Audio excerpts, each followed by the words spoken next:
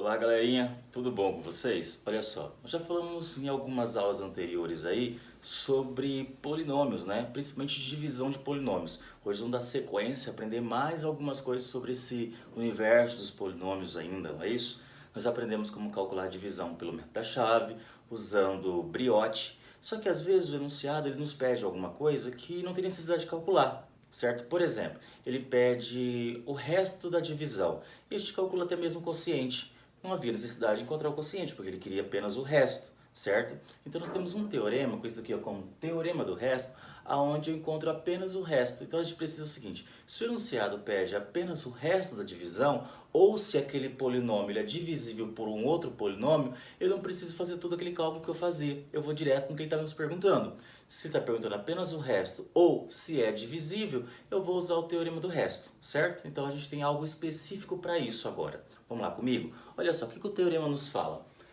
O resto da divisão de P de x por x menos A é P de A. O que quer dizer isso? Então que o A ele é raiz. Então se ele é raiz, o resto tem que ser quanto? Zero. Então olha só, o que está acontecendo aqui? Ó? Primeiro exemplo que nós temos. Qual é o resto da divisão? Então olha o seguinte, então eu vou verificar isso daqui, ó. Está perguntando dividido por x menos 1. Então, como que eu faço? Eu vou usar um positivo, vou usar um negativo. Lembra que nós usávamos isso, principalmente quando nós íamos calcular a divisão por brioche? É isso que eu vou fazer agora. Eu vou pegar esse valor aqui, ó, x menos 1, e vou igualar ele a zero, certo? Ele é quem, ó? É o meu A, ó. Então, x é igual a 1. Então, eu vou calcular o quê? P de quem? P de A. E quanto vale A no caso aqui? P de 1. Então, eu vou calcular P de 1, certo? Então, qual é o resto? Calculando o P de 1, vou encontrar o resto dessa divisão, sem ter necessidade de calcular todos aqueles outros métodos, como chave ou brioche. Então, calculando o P de 1, eu já vou encontrar o resto dessa divisão. Vamos lá comigo, que essa parte é bem fácil, né? O que eu tenho que fazer? Vou substituir o x por quanto? Por 1.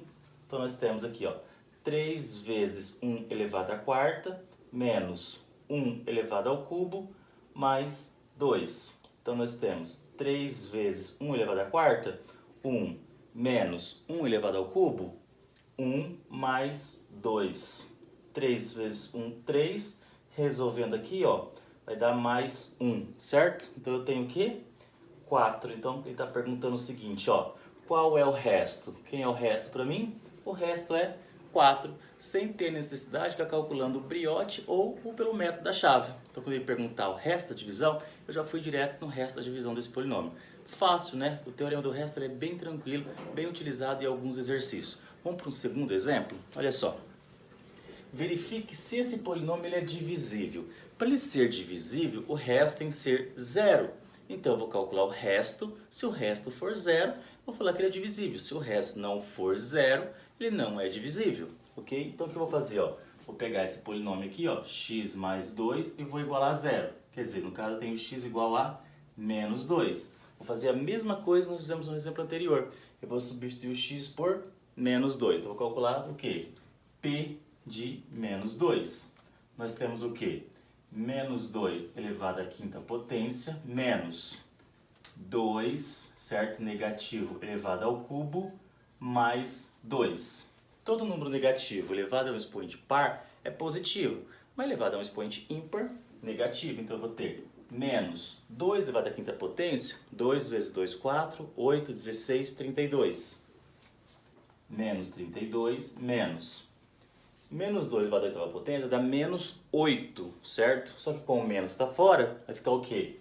Mais 8 mais 2.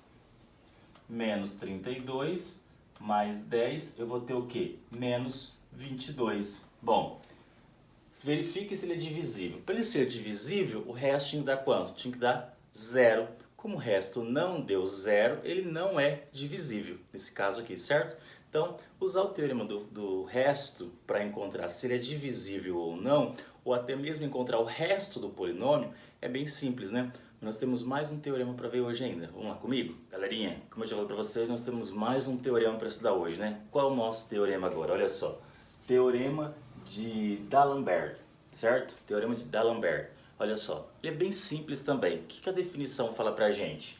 Se P de x é divisível por x menos A, então A é raiz de P de x. Se é raiz, olha só, ele já disse que é raiz. Se é raiz, então eu posso dizer que P de A é igual a zero. Então eu posso afirmar isso aqui. É bem simples, né? Para ser raiz, lembra que nós pegamos e fazemos o seguinte, igualamos aqui a zero, certo? Então eu vou calcular P de A. E se é raiz, tem que dar zero, correto? Então olha só o nosso exemplo. Determine M de modo que esse polinômio ele seja divisível por x menos 3. Ele está falando que ele é divisível. Então se ele é divisível, então eu posso afirmar o seguinte, ó, que x menos 3 é igual a zero, que x é igual a 3, certo? Então quando eu for calcular P de 3, isso aqui tem que dar quanto? Tem que ser zero, porque ele falou que ele é divisível.